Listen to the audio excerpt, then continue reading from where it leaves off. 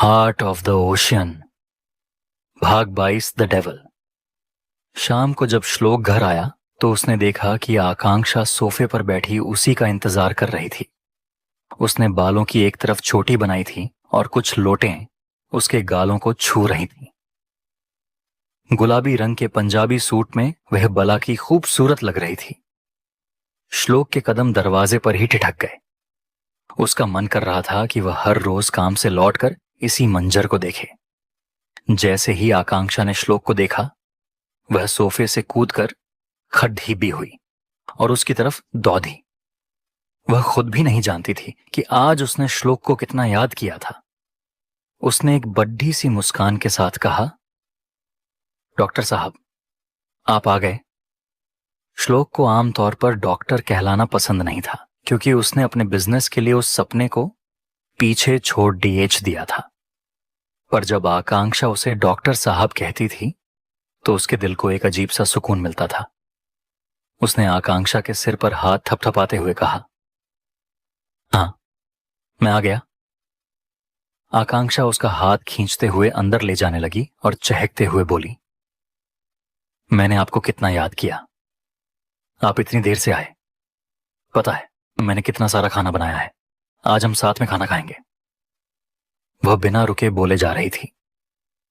जब से वह इस घर में आई थी, आज पहली बार वह इतनी खुलकर बातें कर रही थी और श्लोक को इसी बात की सबसे ज्यादा खुशी थी। श्लोक ने मुस्कुराकर उसका हाथ छोड़ा और कहा, तुम बैठो, मैं फ्रेश होकर आता हूं।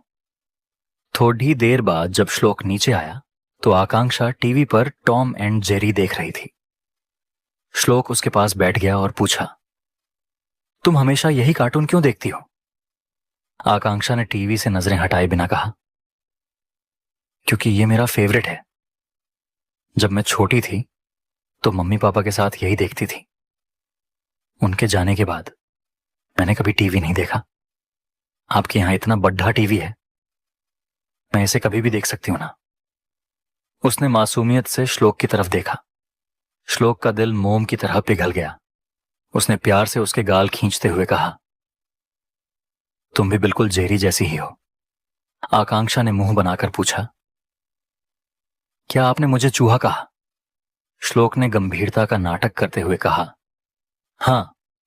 आकांक्षा उसे घूरती रह गई और मन ही मन बोली, क्या यह थोड़ा सा झूठ नहीं बोल सकते थे? श्लोक ने जैसे उसका मन पर हाथ लिया और कहा, मैं झूठ नहीं बोलता। आकांक्षा चिढ़कर वहां से पैर पटकते हुए चली गई। डाइनिंग एरिया में आकांक्षा गुस्से में बर्तनों को जोर जोर से पटक रही थी। जॉन और बाकी नौकर हैरानी से यह देख रहे थे। वह डिनर सेट पेरिस से लाया गया था और श्लोक का पसंदीदा था, पर आकांक्षा उसे जिस बेदर्दी से इस्तेमाल कर रही थी और श्लोक उसे देखकर बस मुस्कुरा रहा था, यह सबके लिए बहुत ही अजीब नजारा था। गुस्से में आकांक्षा श्लोक को ही घूर रही थी। श्लोक ने उसे नजरअंदाज, इग्नोर किया और अपना खाना खाने लगा। यह देखकर आकांक्षा का पारा और चरच गया। वह अचानक खड़ी हुई और सामने रखा पानी का गिलास श्लोक के सिर पर उड़ेल दिया। वहां मौजूद हर शख्स पत्थर बन गया। जब आकांक्षा को एहसास हुआ कि उसने गुस्से में क्या कर दिया है, तो वह गिलास रखकर तुरंत अपने कमरे की ओर भाग गई। श्लोक ने अपनी मुट्ठियां कसी और बुदबुदाया, लगता है मैंने इस लड़की को कुछ ज्यादा ही छूट दे दी है। वह भी गुस्से में अपने कमरे की ओर बढ़ा। अंदर पूरी तरह अंधेरा था। तभी उसे महसूस हुआ कि उसके पीछे कोई खद्दहा है। उसने मुद्द कर लाइट जलाई तो सामने आकांक्षा खद्दी थी। वह अपने दोनों कान पकड़ कर खदी थी और सिर नीचे झुका रखा था। श्लोक उसके पास गया और अपनी उंगलियों से उसका चेहरा ऊपर उठाकर उसकी आंखों में देखा। उन आंखों में मोती जैसे बधे बढ़े आंसू थे। श्लोक का सारा गुस्सा धुआं हो गया। उसने मन में सोचा, मैं इसे कभी सजा नहीं दे पाऊंगा। इसके आंसू मेरी हर नाराजगी खत्म कर देते हैं।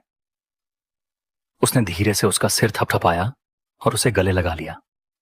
आकांक्षा ने उसे जोर से पकड़ लिया। वह बुरी तरह कांप रही थी।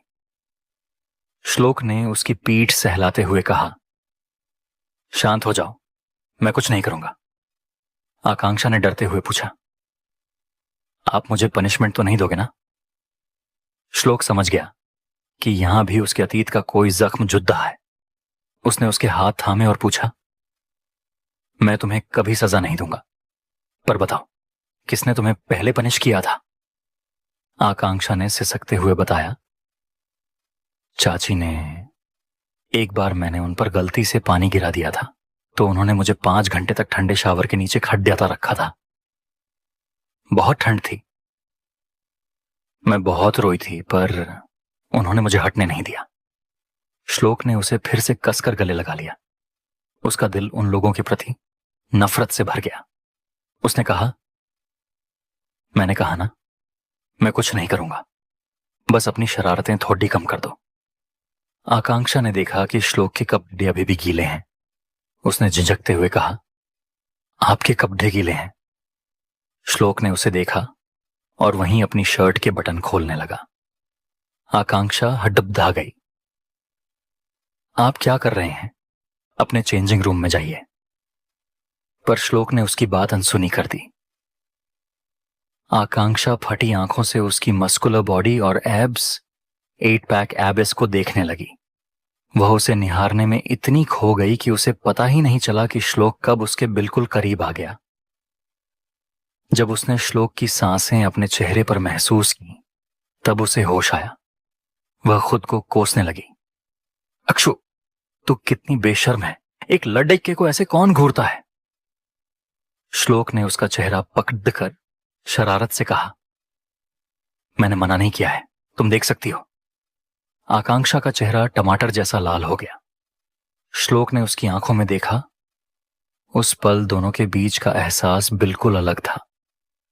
श्लोक हल्का सा मुस्कुराया और उसके गाल पर एक हल्की सी किस करके दूसरे कमरे में चला गया। दरवाजा बंद होने की आवाज से